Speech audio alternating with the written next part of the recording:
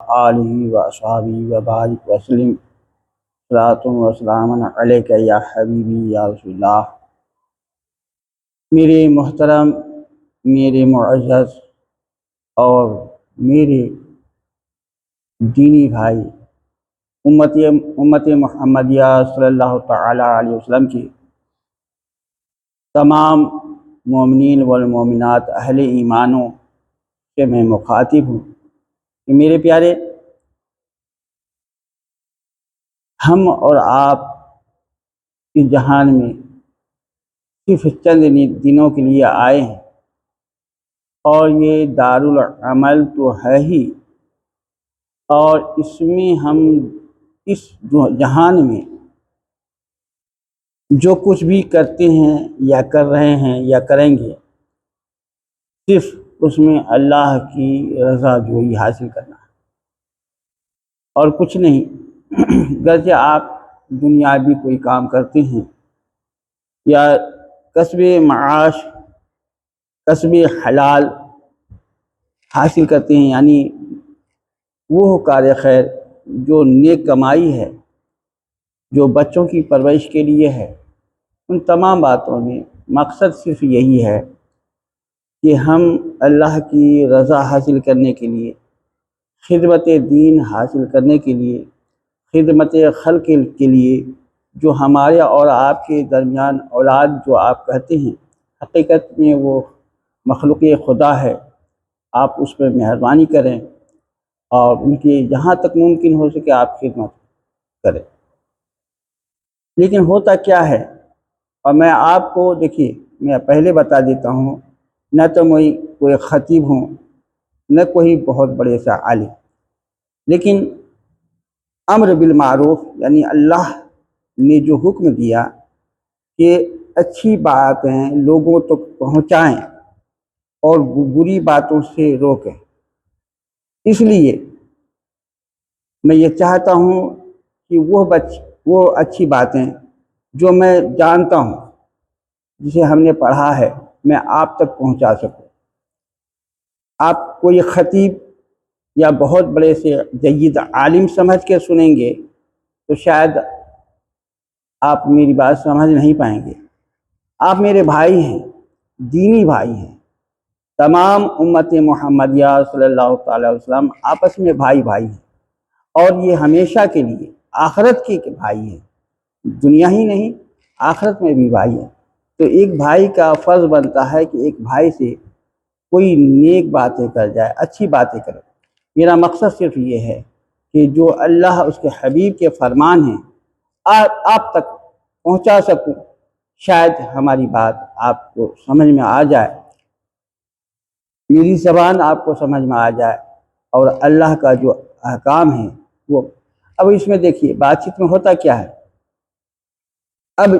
اس وقت جو سب سے بڑی اور بری خرابیاں ہیں وہ یہ ہے کہ ایک دوسرے کی کانافوسی، ایک دوسرے کی باتوں کو یہاں سے وہاں تک کرنا، یہاں سننا اور وہاں پہنچا دینا، اسی کو تو غیبت کہتے ہیں، اسی کو غیبت کہتے ہیں۔ اس میں جو باتیں اچھی ہوتی ہیں وہ بھی بری ہو جاتی ہیں۔ آپ کسی سے بھی باتیں سن لیتے ہیں، کوئی اچھی بات ہو یا بری باتیں ہوں وہ سن لیتے ہیں، اور جو سنانے والا ہے اب وہ حق بول رہا ہے، سچ بول رہا ہے یا کیا بول رہا ہے یہ تو وہی جانے۔ لیکن اگر آپ نے کسی بھی شخص کی غیبت کی تو وہ غیبت ہی ہے۔ غیبت کا کوئی خاص شکل و صورت نہیں ہے، غیبت اسی کو کہتے ہیں۔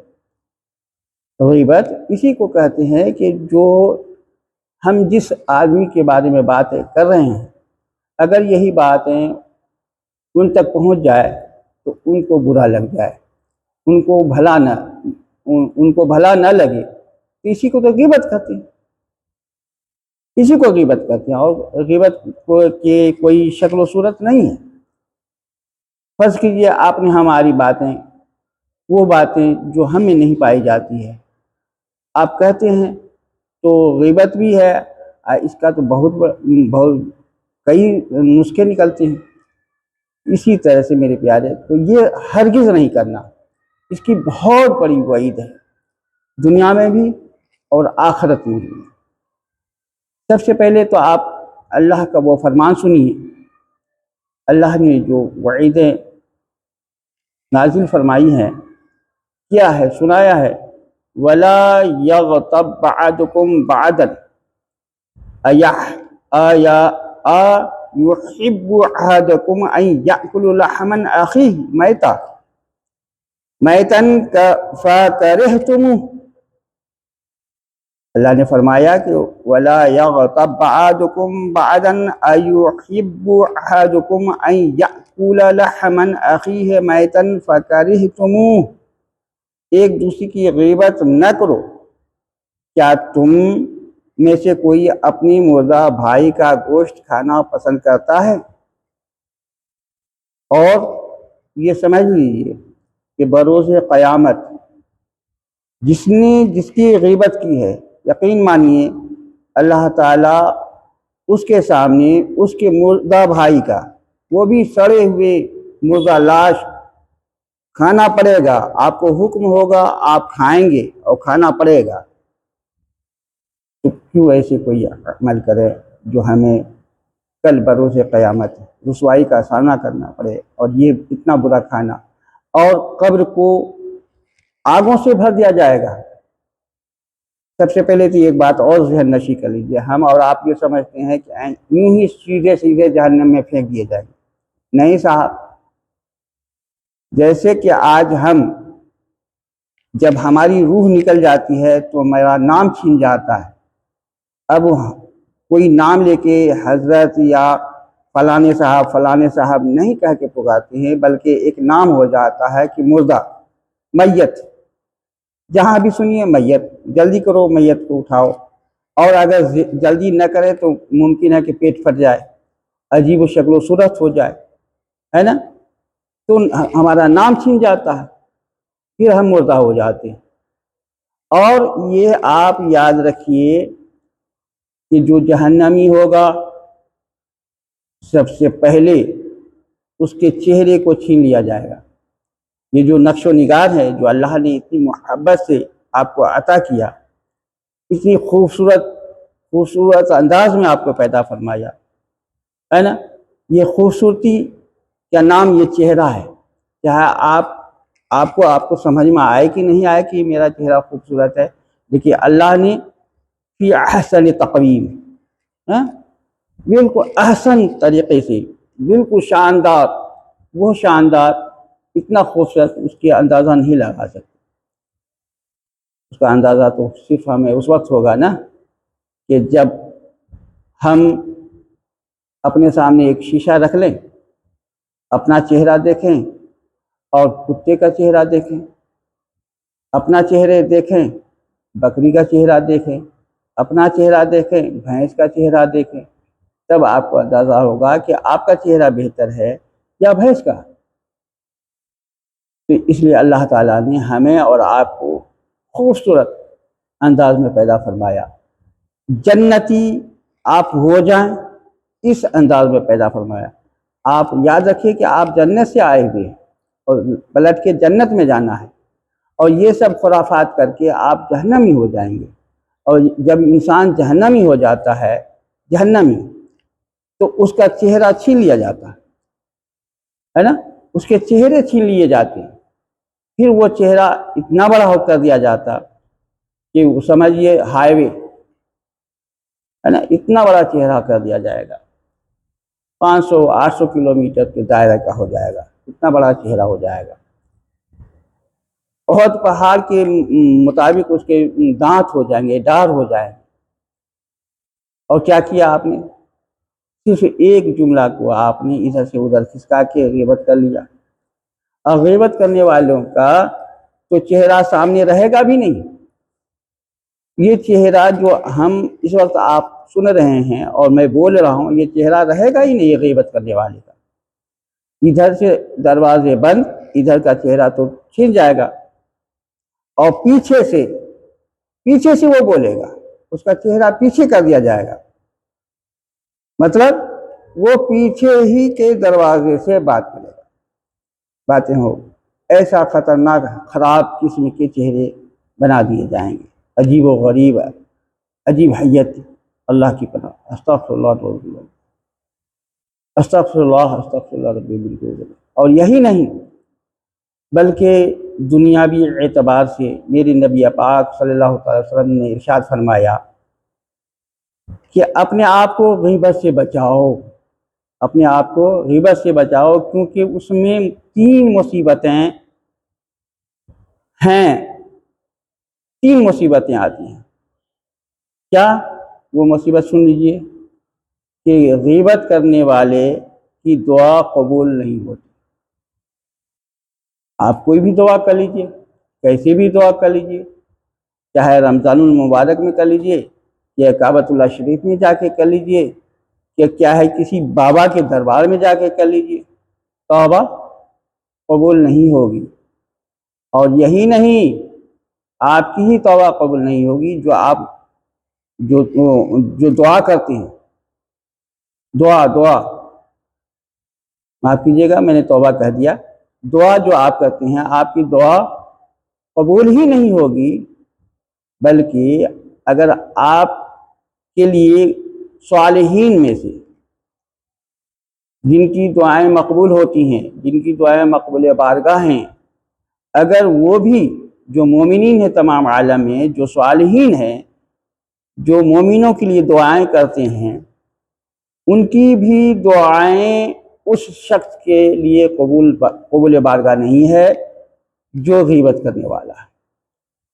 اتنا بڑا مجرم ہو جاتا ہے، دعا ہی قبول نہیں ہوگی۔ چاہے آپ مسجد میں دعا کریں کہ پیر بابا کے دربار میں کریں یا خانہ کعبہ میں جا کے کریں،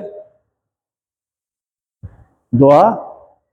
قبول ہی نہیں کی جائے گی۔ یہ نبی نے فرمایا ہے، کسی اور نے نہیں،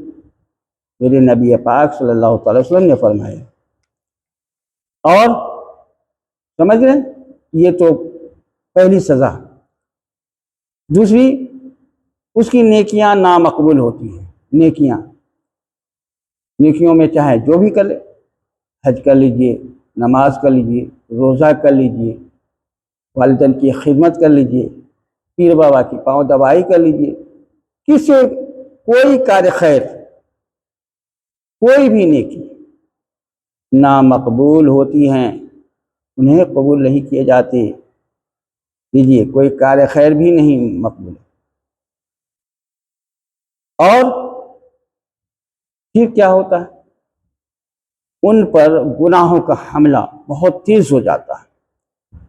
گناہ پر گناہ، گناہ پر گناہ، ہر لمحے گناہ، ہر لمحے گناہ، ہر وقت گناہ، اس میں گناہوں کی ان سے سرزد ہونی شروع ہو جاتی ہے۔ کیوں کہ اس بندے نے غیبت کیا۔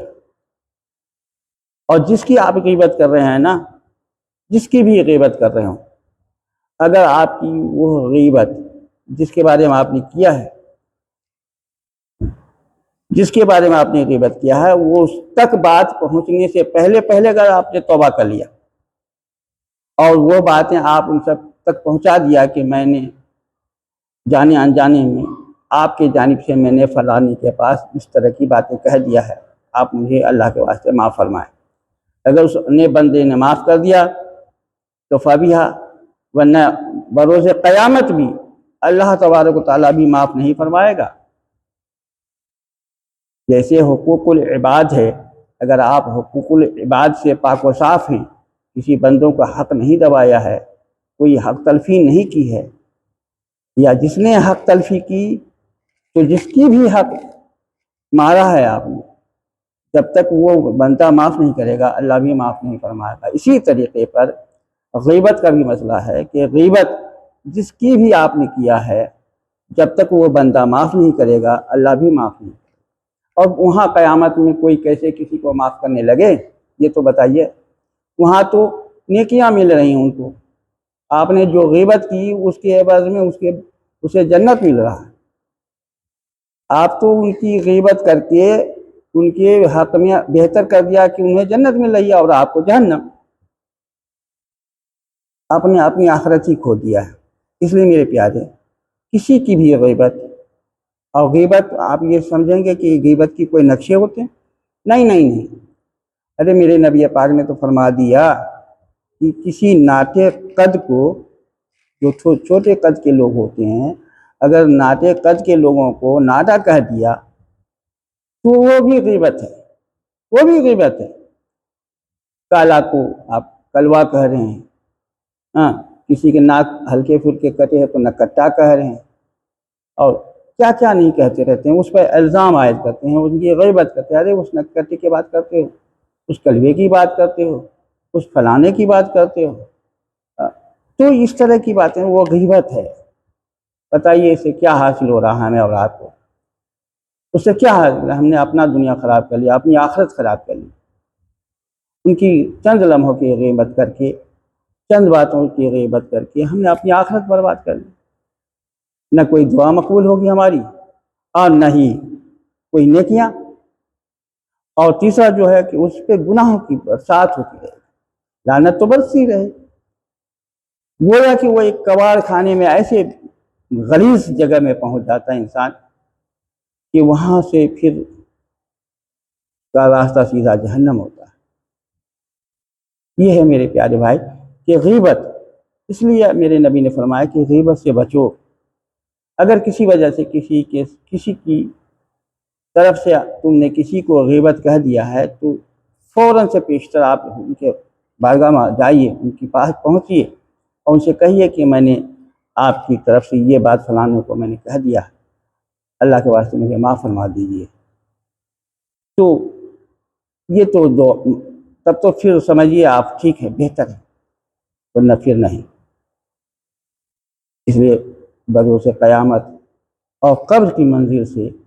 آپ ڈریں کہ کتنی خطرناک چیز ہے یہ غیبت۔ اللہ تعالیٰ ہم سب کو غیبت سے محفوظ معمول فرمائے۔ یہ غیبت ایسی چیز ہے، اور جو سب سے الگ بات ہے اور بڑی بات ہے وہ سنیے کہ رسول مقبول صلی اللہ تعالی علیہ وسلم ارشاد فرماتے ہیں کہ اپنے آپ کو غیبت سے بچاؤ، یہ زنا سے بھی بدتر ہے، یہ زنا سے بھی بدتر ہے۔ پوچھا گیا یہ زنا سے کیسے بدتر ہے؟ تو آپ نے فرمایا آدمی زنا کر کے توبہ کر لیتا ہے، اللہ تعالیٰ اس کی توبہ قبول فرماتا ہے، مگر غیبت کرنے والوں کو جب تک وہ شخص جس کی غیبت کی گئی ہو معاف نہ کرے اس کی توبہ قبول نہیں ہوتی۔ لہٰذا ہر غیبت کرنے والے کے لیے ضروری ہے کہ وہ اللہ تعالیٰ کے حضور شرمندہ ہو کر توبہ کرے، تاکہ اللہ کے کرم سے فیض یاب ہو کر پھر اس شخص سے معذرت کرے جس کی اس نے غیبت کی تھی، تاکہ غیبت کے اندھیاروں سے رہائی حاصل ہو سکے، اس دردناک ہولناک منظر سے آپ کی رہائی حاصل ہو سکے۔ فرمان نبی بھی ہے کہ جو اپنے مسلمان بھائی کی غیبت کرتا ہے اللہ تعالیٰ قیامت کے دن اس کا منہ، اس کا چہرہ، اس کا منہ پیچھے کی طرف کر دے گا، جیسا کہ میں نے بتایا۔ اس لیے ہر غیبت کرنے والے پر لازم ہے کہ وہ اس مجلس سے،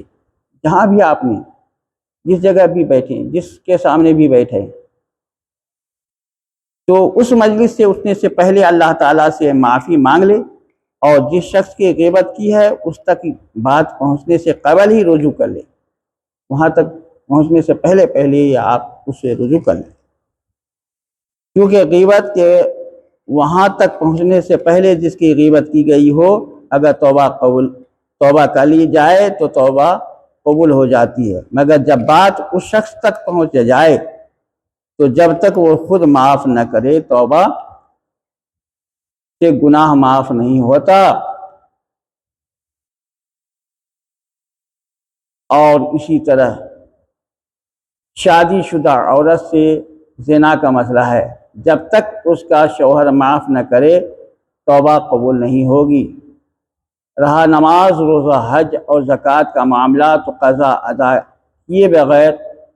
ان کی توبہ بھی قبول نہیں ہوتی۔ سمجھ گئے؟ جو چیزیں آپ سے قضا ہو گئی، روزہ، نماز، حج، زکوٰۃ، اس کا بھی قضا آپ پر لازم ہے، آپ ان کو، تب تو توبہ اب آپ چاہ رہے ہیں کہ کیچڑ لگا ہی رہے اور نہا لیں، ایسا نہیں ہے۔ جو نمازیں آپ سے قضا ہوئی ہیں ان کو ادا کریں، روزہ قضا ہوا ہے اس کو ادا کریں،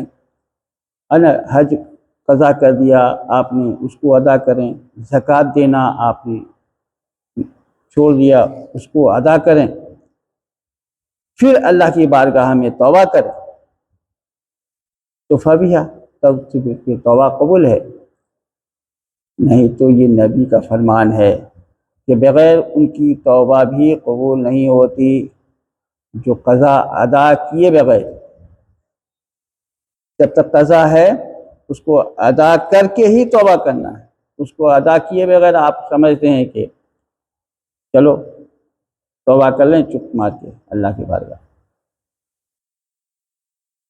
وہ حقوق اللہ ہے، اللہ کے حق ہے۔ اور زکوٰۃ میں تو میں نے بتایا تھا آپ کو، زکوٰۃ میں تو بڑی بھاری مصیبت ہے اور اس کی سزا بھی بہت ہے۔ اس زکوٰۃ کا مسئلہ تو یہ ہے کہ صاحب اللہ نے آپ کو یہ نعمت بخشی، آپ کو مالدار بنایا، غنی بنایا، اور آپ کے ہی سامنے، آپ کے ہی محلے میں غریب بھی پیدا فرما دیا تاکہ آپ کا امتحان ہو سکے کہ جو اس رب نے دولت دی ہے، اب اس نے پھر احکام نازل فرمائے کہ اس میں سے تم 40واں حصہ دو، آدھا 50% نہیں، 40% وہ یا 20% نہیں، 10% نہیں، 40واں حصہ، بتائیے 39 حصہ پھر بھی آپ ہی کا ہے۔ جو 40 میں سے جو ایک حصہ ہے تو 39 آپ کے پاس رہ گئے، ایک ہی حصہ نکالنا ہے، اور وہ حصہ جو یتیم غریب بیواؤں کا ہے وہ بھی آپ نے کھا لیا ہے نا، وہ بھی رکھ لیتے ہیں، وہ بھی نہیں نکالتے، نہ اس کو آپ اس کا وہ حساب لگاتے ہیں کہ ہمارے پاس کتنی دولت ہے، کتنی زمین ہے، کتنی جائیداد ہے، اس کا حساب بھی نہیں لگاتے ہیں، اندازے سے چلتے ہیں، کبھی 10 روپیہ دے دیا، کبھی 20 روپیہ دے دیا، آپ سمجھتے ہیں نہیں حساب، آپ 40واں حصہ نکالیں، حساب کر کے 40واں حصہ نکالیں تو آپ نہیں تو آپ سمجھ لیجئے کہ وہ 40واں حصہ جو آپ کے مال میں ہے وہ آپ کے مال تو برباد ہو ہی جائیں گے، اور آپ کی آخرت برباد ہو گئی۔ آپ نے اللہ کے احکام کا احترام نہیں کیا، حکم بجا نہیں لائے جو آپ پہ فرض تھا۔ دوسرا یہ کہ جو آپ کے مال میں یتیموں غریبوں بیواؤں کا مال تھا اس کو بھی آپ نے کھا لیا، اس کو بھی غصب کر لیا، اس کو بھی ہضم کر لیا، اور معلوم نہیں کس کے لیے کرتے ہیں، اللہ بھی ہوتا جانے۔ میں نے بہت سارے رؤساء حضرات کو دیکھا ہے، وہ نہیں کرتے مدد، نکالتے بھی نہیں، حج تک نہیں کرتے، زکوٰۃ نکالتے نہیں، اور وہ معلوم نہیں کس لیے، اپنی آخرت کو خراب کرتے ہیں، کس وجہ سے کرتے ہیں۔ اس لیے پیارے، اگر دولت ہے، اللہ نے قدی فرمایا ہے، تو آپ پر 2 عبادت اور فرض ہو جاتی ہے، وہ حج ہے اور زکوٰۃ ہے۔ یہ میں نے ضمناً کہہ دیا، یہ جو بات آئی تھی میرے نبی نے فرمائی کہ رہا نماز، روزہ، حج اور زکوٰۃ، تو اس میں معاملات تھا تو میں نے اس لیے یہ کہہ دیا، ورنہ بات تو غیبت کی چل رہی تھی۔ خیر، اللہ تبارک و تعالیٰ کی بارگاہ میں دعا ہے کہ اللہ تعالیٰ ہم سب کو اصول اسلام پر چلنے کی توفیق عطا فرمائے، اور غیبت جیسی خطرناک گناہ سے محفوظ و معمور کرے۔ کبھی بھی کسی بھی حال میں کسی کی غیبت نہیں کرنا میرے پیارے، اور سمجھیے صرف چند لمحے کی وجہ سے، چند جملوں کی وجہ سے ہماری مطلب اپنے آپ کو کنفرم کر لیتے ہیں کہ ہم جہنم میں۔ میرے نبی نے فرما دیا کہ وہ جنت میں نہیں جائے گا تو نہیں جائے گا، سمجھ؟ یہ نبی کے فرمانے ہیں۔ غیبت کیا؟ اللہ کے احکام کی دھچیاں اڑائی آپ، مذاق بنایا آپ اللہ تعالیٰ، اور وہی مردہ گوشت سڑا ہوا، سڑی ہوئی شکل میں چہرے تبدیل کر دیے جائیں، میں نے بتایا، اور اللہ کی پناہ چہرے ہی عجیب ہو جائیں گے، وہ بھی جو ابھی آگے کے حصے سے ہے وہ یہ ختم کر کے اس کے چہرے کو موڑ دیا جائے گا، پیچھے کی طرف کر دیا جائے گا، پلٹ دیا جائے گا، کیسا بھیانک مسئلہ ہے۔ اس لیے میرے پیارے غیبت نہیں کرنا، چاہے وہ کسی کی بھی ہو، پڑوسی کے ہو، بیٹے کے ہو، بھائی کے ہو، بہن کو ہو، بیوی کی ہو۔ ہاں کسی میں کوئی خرابی ہے، جیسے کوئی لٹیرا ہے، فراڈ ہے نا، دھوکے باز ہے، بددیانت انسان ہے، تو آپ ان کے بارے میں اس نیت سے کہہ سکتے ہیں کہ کہیں میرا بھائی اس کے حقیقے میں نہ آ جائے، اس کے کہے میں نہ آ جائے، وہ فلانے مجھے تو لوٹا ہی ہے، کہیں میرے دوسرے بھائی کو نہ لوٹ لے۔ ہاں، یا یہ بددیانتی پھیلائے گا، قوم میں، سماج میں اس کا برا اثر ہوگا۔ تو جو دھوکے باز ہے، فراڈ قسم کے لوگ ہیں، یعنی ٹھگ قسم کے لوگ ہیں، یا پھر بددین ہے، گمراہ ہے نا، گمراہ ہے، بدعقیدہ ہے، ان کی تو پھر آپ ان کی خوب جی بھر کے کریں۔ کیوں کہ اس نیت سے کہ ان کی وہ باتیں بتا کر لوگوں کو بچانا ہے کہ یہ کہیں ان کو نہ گمراہ کر لے، اس کو اپنے عقیدے میں نہ شامل کر لے، ہے نا، یا کوئی لٹیرا ہے، فراڈ ہے، ٹھگ ہے، تو اس سے بچانے کی نیت سے کہ یہ ٹھگ ہے بھیا رے، اس سے بچ کے رہنا، ہے نا۔ اور اس کے ٹھگی کے بارے میں آپ کو معلوم بھی ہونا چاہیے کہ ہاں یہ ٹھگی کرتا ہے، یہ فراڈ ہے۔ یہ بھی بات ہے کہ اگر وہ واقعی فراڈ ہے اور اس سے آپ کو یہ لگ رہا ہے کہ کہیں ایسا نہ ہو کہ میرے بھائی کو، میرے فلاں رشتے دار کو ٹھگ لے گا، تو اس سے اطلاع کرانا چاہیے تاکہ وہ ٹھگی کا شکار نہ ہو جائے، یا اس کو بددین نہ بنا لے، یا وہ یہ گمراہ لوگ ہیں کہیں اس کو گمراہی میں نہ ڈال دیں۔ تو اس لیے تو یہ حفاظت کرنا آپ کی ذمہ داری ہے، ٹھیک ہے۔ یہ غیبت نہیں ہے بلکہ یہ خدمت دین ہے، اصول اسلام ہے، اس سے بچانا، گمراہیت سے بچانا، گمراہیت سے روکنا، گمراہ لوگوں کے بارے میں بتا کر آپ ان کو اطلاع کر دینا، ہے نا، راہ راست یعنی حق راستے پر لانا اور برے راستوں سے روکنا۔ تو روکیں گے تو آپ اسی طریقے سے نا، اس لیے بددین، بد مذہب، گمراہ لوگوں سے بچانا بھی آپ کی ذمہ داری ہے۔